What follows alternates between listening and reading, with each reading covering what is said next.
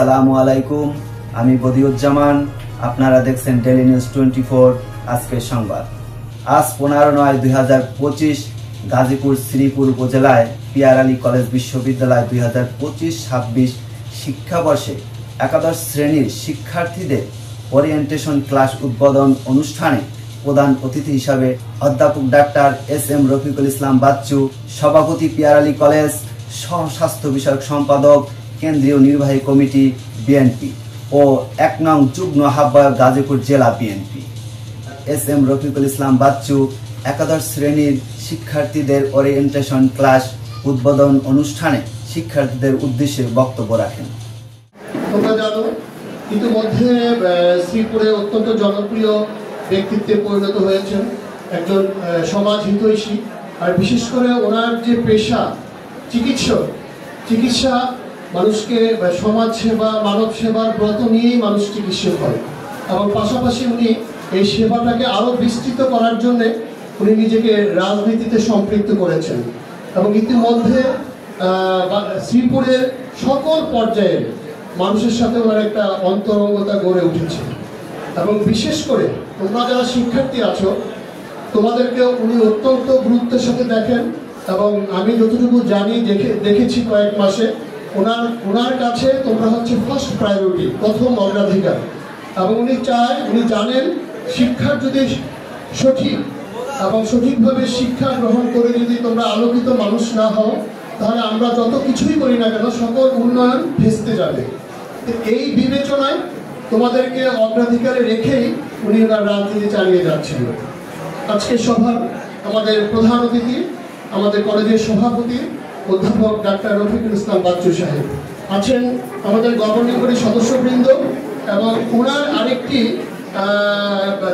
জানাজা আছে, আবার আরেকটি কলেজের ক্লাস উদ্বোধন করবেন। উনি অত্যন্ত ব্যস্ত লোক, শত ব্যস্ততার মধ্যেও তোমাদেরকে সময় দিয়েছে, আমাদের কলেজের সভাপতির পদ অলঙ্কৃত করেছে। আমরা এর জন্য তাকে ধন্যবাদ জানাচ্ছি এবং এই কৃতজ্ঞতার সাথে স্মরণ করছি তার এই সহানুভূতি, তার এই সহযোগিতাকে। প্রিয় শিক্ষার্থী, সম্মানিত শিক্ষক মন্ডলী, তোমাদের কাছে আমি একটি অনুরোধ করব, তোমাদের আজকে এই কলেজে প্রথম এসেছো, তোমাদেরকে অভিনন্দন জানাই। আর ওরিয়েন্টেশন মানে পারস্পরিক, আমাদের যে আজকে মিউচুয়াল যে একটা পরিচয়, পারস্পরিক পরিচয়টা আমরা হবো, এরপরে তোমরা রুটিন নিয়ে যাবে। আজকে সভাপতি প্রধান অতিথি আইন ভঙ্গ করে, সিস্টেম ব্রেক করেই কিন্তু উনি বক্তব্য দিচ্ছেন, ওনার একটি জানাজা আছে। এই কারণে উনি বক্তৃতা দিয়ে চলে যাবেন এবং এরপরে আমাদের এই প্রোগ্রাম চলবে। আমি বক্তব্য রাখার জন্য বিনীত অনুরোধ করছি আমাদের প্রতিষ্ঠানের সভাপতি ডাক্তার অধ্যাপক জনাব রফিকুল ইসলাম বাচ্চু সাহেবকে। আমি খুবই দুঃখিত, আমি দীর্ঘক্ষণ আমাদের ছেলে মেয়েদের সাথে থাকতে পারবো না, সেজন্য দুঃখিত এবং লজ্জিত। সম্মানিত অধ্যক্ষ মহোদয় জনাব আবুল খায়ের স্যার, উনি আমাদের অত্যন্ত প্রিয় মানুষ, উপাধ্যক্ষ সাহেব, সম্মানিত শিক্ষক মন্ডলী, আমাদের গভর্নিং বডির সম্মানিত সদস্যবৃন্দ, আমাদের ছাত্রছাত্রীবৃন্দ, আমাদের গভর্নিং বডির যারা আছেন সবাই বেশি উপস্থিত হতে পারেন নাই। আমাদের বিদ্যাসায়ী সদস্য ইকবাল হোসেন, উনি একজন বিশিষ্ট শিক্ষাবিদ, ইকবাল হোসেন খুব নাম করা ইংলিশের টিচার ছিলেন উত্তরাতে। মঞ্জুরুল হক, তার প্রতিষ্ঠাতা পরিবারের সদস্য মঞ্জুরুল হক, বিল্লাল হোসেন ব্যাপারী, আমাদের বিএনপির সম্মানিত সেক্রেটারি, আবুল বাসার, আপনাদের সবচেয়ে কাছে থাকে আবুল বাসার, কোনো অসুবিধা হলে যাকে আপনারা পাবেন, আপনাদের পাশেই বাসা। ফজলুল হক অভিভাবক প্রতিনিধি, আবু বকর সিদ্দিকী, উনিও কাছাকাছি, কামাল হোসেন অভিভাবক প্রতিনিধি, নজরুল ইসলাম সেলিম আপনাদের শিক্ষক প্রতিনিধি, মাহমুদুল হাসান মানিক শিক্ষক প্রতিনিধি, আঞ্জুমানারা পারভিন শিক্ষক প্রতিনিধি, আমাদের আরেকজন ডাক্তার আছেন, খুব বড় ডাক্তার হুজ্জাতুল ইসলাম পলাশ, এখানে একটা হসপিটাল আছে চালায় এবং খুব ভালো। আরেকজন ডাক্তার প্রফেসর সাহেব আছেন, সে বিদ্যুৎ সাহেব। আসলে আজকে দিনটা তোমাদের সাথে বলি, তুমি করে বলি না, অনেক ছোট। আমি ৭৮ সালে এসএসসি পাস করেছি, মানে হিসাব করে কত ছোট, ঠিক আছে। আজকে দিনটা অত্যন্ত গুরুত্বপূর্ণ তোমাদের জন্য, আমাদের জন্য। কারণ আমরা হলো যে আজকে অনেক নতুন ছেলে মেয়েদের আমাদের শিক্ষা প্রতিষ্ঠানে পেয়েছি এটা আমাদের জন্য অত্যন্ত সৌভাগ্যের বিষয় যে তোমরা এই প্রতিষ্ঠানটাকে তোমাদের পড়াশোনার জন্য বেছে নিয়েছ, সেই জন্য তোমাদেরকে ধন্যবাদ জানাই। আর একটা আমাদের জন্য হলো যে আমরা এই যে এত ছাত্রছাত্রী পেয়েছি, সবার চেহারা দেখে মনে হচ্ছে যে সবাই অত্যন্ত বুদ্ধিদীপ্ত, ভালো, এবং সবাই খুব ভালো করবে, এটা তাদের চেহারার মধ্যে একটা আত্মপ্রত্যয়ী ভাব আছে। এবং ইনশাল্লাহ আমরা আশা করি যে আগামী দিনে তোমরা পড়াশোনায় ভালো করবে এবং আমাদের নিজেদের তো ভালো করবে, তোমাদের পরিবারের সদস্যদের মুখ উজ্জ্বল করবে, আমাদেরও সম্মান বাড়বে। যদি তোমরা এখানে ভালো রেজাল্ট করো, সেক্ষেত্রে আমাদের পিয়ার আলী কলেজ থেকে এত ভালো রেজাল্ট করেছে, তখন আমাদেরও মান হবে, সম্মান বাড়বে। যাই হোক, এটা একটা মানে তোমরা স্কুল থেকে কলেজে এসেছো, এটা একটা কিন্তু গুরুত্বপূর্ণ একটা টার্নিং পয়েন্ট, খুবই গুরুত্বপূর্ণ। আমি যেটা দেখেছি যে হঠাৎ করে এসএসসি পাশের পর যারা কলেজে আসে তারা একটা চাপে পড়ে যায়, বাস্তব যেটা আমি দেখেছি। মানে কলেজে এসে আমরা যারা আমাদের সময় আমরা দেখেছি, আমি ঢাকা কলেজের ছাত্র ছিলাম, তো সেখানে দেখেছি যে ওইখানে তো আপনার তখন আমাদের সময় স্টার মার্কের নিচে কেউ ভর্তি দিতে পারতো না। যারা ভর্তি হয়েছে তাদের মধ্যেও দেখেছি অনেকে ফেল করে। অনেকগুলি কারণ ছিল, কারণ ঢাকায় যারা হোস্টেলে থাকে বাবা মার নিয়ন্ত্রণের বাইরে চলে আসার কারণে কিন্তু তারা সেটা কি করতে পারে না। হোস্টেলে থাকলে তার নিজের স্বাধীনতা, বিরাট একটা স্বাধীনতা পেয়ে যায়। কলেজে আসলে মনে করে যে আমরা বিরাট স্বাধীন, আমাদের আর কে কি বলবে, বলার কেউ নাই, এরকম একটা অবস্থা আর কি ভাব চলে আসে। এবং এটা নানান কারণে এটা ক্ষতির কারণ হয়। আমাদের আসলে যেটা উচিত, আমাদের এসএসসি পর্যন্ত যে পরিমাণ পড়াশোনা, যে পরিমাণ পড়ালেখা তোমাদের করতে হয়েছে, এসএসসি তে 2 বছরের সিলেবাস আমার মনে হয় যে আরো অনেক বেশি পড়তে হবে। অনেক বেশি পড়াশোনা না করলে কিন্তু তোমার পরে এসএসসি তে ফল খারাপ হবে। এবং তোমরা যদি ভালো রেজাল্ট না করো, এই যে তোমাদের আজকে ঢাকা ইউনিভার্সিটি 2 জন শিক্ষককে দেখলাম যে এনটিএস এর মাধ্যমে 2 জন এখানে শিক্ষক এসেছেন, ঢাকা ইউনিভার্সিটিতে পড়াশোনা করেছেন। ঢাকা বিশ্ববিদ্যালয়ে একটা আসনের জন্য এখন কতজন লড়াই করতে হয়? প্রায় 50-60 জন বোধহয় একটা আসনে, আরো বেশি করতে হয়। তাহলে বুঝতে পারছো, তুমি যদি ঢাকা ইউনিভার্সিটিতে পড়ো, ভর্তি পরীক্ষা দিতে যাও, ইন্টারমিডিয়েট পাস করে, তাহলে একটা আসনের জন্য তোমার 60-70-80 জন, এরকম মানে তোমার 80 জনের সাথে মানে 80 জন পরীক্ষা দিয়ে লড়াই করে একটা আসনের একজন ভর্তি দিতে পারবে। কাজে বুঝতে পারো মেডিকেলে অনেক কমই, মেডিকেল বলে এখন প্রাইভেট অনেক ইউনিভার্সিটি হয়েছে, অনেকে লেখাপড়ার সুযোগ বেড়েছে আমাদের দেশে, ভালো ভালো প্রাইভেট ইউনিভার্সিটি হয়েছে, ভালো ভালো প্রাইভেট মেডিকেল কলেজ হয়েছে। আবার অনেকগুলি খারাপও আছে, মেডিকেল কলেজের মধ্যে আবার অনেকগুলি খারাপ আছে, ইউনিভার্সিটির মধ্যে আবার অনেকগুলি মানে আমাদের যেটা আমাদের দেশের মানুষের চরিত্রের সাথে আর কি খারাপ ইউনিভার্সিটিও আছে। তো আমরা আশা করবো যে তোমরা এই সময়টাকে কাজে লাগাবে এবং কঠোর পরিশ্রম করতে হবে, কঠোর পরিশ্রম করতে হবে। এবং সেই কঠোর পরিশ্রমের মাধ্যমে তোমরা যেদিন ঢাকা ইউনিভার্সিটিতে ভর্তি দিতে পারবা, বা যারা সায়েন্সের যখন তোমরা মেডিকেল কলেজে ভর্তি দিতে পারবা, বা ইউনিভার্সিটিতে বুয়েট বা এতে ভর্তি দিতে পারবা, বা ভালো একটা ইউনিভার্সিটি, প্রাইভেট ইউনিভার্সিটি তো আর এখন পরীক্ষা দিতে হয়, ঠিক না?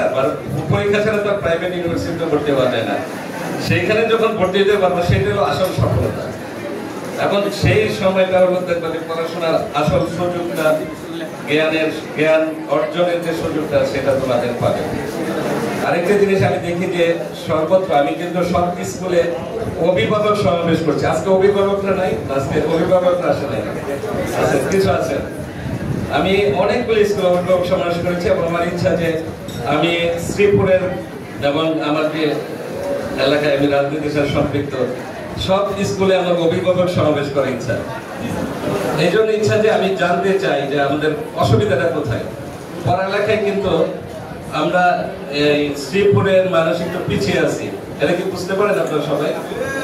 কারণ বাচ্চারা এসএসসি পাস করলে প্রথমে খুঁজে যে কিভাবে ইয়াতে যাবে, রাজু না পেলে কাছে এলো আপনার কাদের মোল্লা, মানে কাদের মোল্লা কলেজ, সবাই ভালো করে রেজাল্ট করে।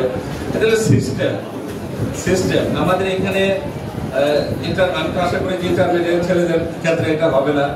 আমাদের এখানে অনেক ক্লাস হয় না, স্টুডেন্টরাই আসে না ক্লাসে, টিচাররা বসে থাকে, স্টুডেন্টরা আসে না, স্টুডেন্টরা ক্লাসেই আসে না এবং তাদেরকে আনাও যায় না, ভর্তি হয়ে যে বাড়িতে যায় আর আসে না, এটা লক্ষ্য ঘটনা। কাজে এই অবস্থা যাতে মানে আমাদের মধ্যে বা তোমাদের যারা বাচ্চারা আছো, তোমরা বেসিক্যালি বাচ্চা এখনো, তোমরা কিন্তু সেই পথে যাবে না। আমি অনুরোধ করবো যে যারা ক্লাসে নিয়মিত না আসবে তারা কিন্তু পরবর্তীতে অসুবিধায় পড়বে। এবং এইবারই প্রথম অনেকে কিন্তু পরীক্ষা দিতে পারে নাই, যারা ওই এলাও হয় নাই, টেস্টে এলাও হয় নাই, পরীক্ষা দিতে পারে। আমার কাছে গেছে, আমার বাড়িতে গেছে, আমি কিন্তু রাজি হই নাই। পরে ওইসব কিছু একজনকে ছাড়া হয়েছে, লাভ নাই, কারণ তারা তো যারা নিয়মিত ছাত্ররা যারা টেস্টে পাস করতে পারে নাই তারা ফাইনাল পরীক্ষায় পাস করবে কিভাবে? কাজে একটু কড়াকড়ি হবে, সেটা তোমাদের খেয়াল রাখতে হবে। আর এখানে যেহেতু একটু শিল্পায়নের একটু হাওয়া লেগেছে, একটু পরিবেশটা অন্যরকম, একটু সাবধানে থাকবা। তোমাদের গার্জিয়ানরা থাকলে বলতাম যে সবাই যে সব গার্জিয়ান যেন, অভিভাবকরা যেন সবাই যেন তাদের সন্তানদের প্রতি মানে খেয়াল রাখে, খেয়াল রাখলে অসুবিধা হবে। আরো নানান রকম অসুবিধা হয়। নিয়মিত ক্লাস করতে হবে। আমরা পরবর্তী গভর্নিং বডির মিটিং আমরা বলে দিব যে কত পার্সেন্ট ক্লাস করলে তারা পরীক্ষায় বসতে পারবে, আমরা এটা করে দিব। একটু কড়াকড়ি হবে, কিন্তু আমরা এটা করবই। এবং টোটাল শৃঙ্খলা ফিরিয়ে আনার জন্য যা করা দরকার আমরা করবো ইনশাআল্লাহ। আপনাদের এখানে শিক্ষকরা আছেন, আপনারা একসাথে 5 জন শিক্ষক পেয়েছেন, আপনারা একসাথে 8 জন শিক্ষক পেয়েছেন। এটা একটা বিরাট ব্যাপার। যেখানে যে গ্যাপটা ছিল সেই গ্যাপটা পূরণ হয়ে গেছে শিক্ষকদের। কাজে আপনারা কোনো অসৎ সঙ্গে না মেশার জন্য আমি অনুরোধ করবো। পরিবেশটা অনেক সময় বাইরের পরিবেশটা কিন্তু মানে না, মানে আমাদের মানে মনমতো হয় না, অনেক রকম অসুবিধা আছে। আমি আমার বক্তব্য দীর্ঘায়িত করতে চাই না। আমরা চাই যে আমাদের সন্তানরা ভালো করুক, নিজেদের জন্য ভালো করুক, দেশের জন্য ভালো করুক, নিজের পরিবারের জন্য ভালো করুক এবং আমাদের এই কলেজের সুনাম বৃদ্ধির জন্য ভালো করুক। সর্বশেষ একটি কথা আছে, সেই কথাটা হলো, আমরা আজকে দেখেছেন যে সারা দেশে আমাদের বিশেষভাবে শ্রীপুরে মাদকের ব্যাপক বিস্তার ঘটেছে। মাদকে আমি অনেক চেষ্টা করতেছি, মাদক আসক্তকে আমি বিভিন্ন জায়গায় ধরিয়ে দিয়েছি, এগুলি কিভাবে আবার ছুটে যায়। যাই হোক, মাদকের বিরুদ্ধে আমরা একটা লড়াই শুরু করেছি, সন্ত্রাসের বিরুদ্ধে আমরা লড়াই শুরু করেছি। কেউ সন্ত্রাসী আচরণ কেউ করতে পারবে না, সন্ত্রাসী আচরণ কেউ করতে পারবে না। আর ভবিষ্যতে একটা ওয়াদা করতে হবে যে আমরা কেউ দুর্নীতির সাথে জড়াবো না, দুর্নীতির দিকে যাবো না। আমরা দুর্নীতিমুক্ত দেশ চাই, দুর্নীতিমুক্ত সমাজ চাই। আমি বাইরে থাকলে শ্রীপুরকে দুর্নীতিমুক্ত, সন্ত্রাসমুক্ত, মাদকমুক্ত করে থাকবো। এটা আমার প্রতিজ্ঞা, এটা আমি করবো। আজকে পড়াশোনায় যেভাবে মেয়েদের আগ্রহ করছে, আমি এই জন্য বলি যে মেয়েরা যদি ভালো করে, মেয়েরা ভালো ভালো জায়গায় যায়, তাহলে দুর্নীতি এমনি বন্ধ হয়ে যাবে। মেয়েরা দুর্নীতি করে, এটা আমার বিশ্বাস আর কি। ছেলেরা বেশি করে, ছেলেরা রাগ করতে পারে, ছেলে বেশি আর কি। যাই হোক, সবাই ভালো থাকবে, সবাই সুন্দর পাবে। এখানে কি সবাই এই এলাকারই তো না, সবাই প্রায় না বাইরের কেউ আছে? বাইরেরও আছে। বাইরের বলতে আমাদের শ্রীপুর বা গাজীপুরটা কিন্তু একটা মিনি বাংলাদেশ আমরা বলি, কারণ এখানে একটা ছোটখাটো বাংলাদেশ, এখানে সব জেলার লোক আছে এবং সব জেলার লোককে কিন্তু আমরা এন্টারটেইন করি, সম্মান করি এবং যাতে এখানে ভালো থাকতে পারে আমরা সেই ব্যবস্থা করি। আমরা কাউকে দূরের কাউকে মনে করি না এবং কাউকে মানে দূরে রাখতেও চাই না। আমরা একটা সুন্দর একটা পরিবেশে যেন এখানে সবাই থাকতে পারে, সেরকম একটা অবস্থা যেন আমরা রক্ষা করে চলি। আর সবাই আমরা হোস্টেলের তো ব্যবস্থা নেই, কম আর কি, হোস্টেলের ব্যবস্থা নেই। আরেকটা কথা বলি, যখনই সমস্যা হবে শিক্ষকের কাছে যাবে যে আমি এটা বুঝতেছি না, এটা আমি পারতেছি না, এটা আমাকে বুঝিয়ে দেন। একদম ক্লাসের বাইরে হলেও যাবে, ঠিক আছে? তোমার পড়াটা বুঝতে হবে, বুঝে নিতে হবে। এবং আমি শেষ কথাটা বলি, মারাত্মক প্রতিযোগিতার দেশকে এখন কিন্তু মারাত্মক প্রতিযোগিতায় তোমাদের পড়তে হয়েছে, মারাত্মক প্রতিযোগিতার মধ্যে তোমাদের যেতে হবে।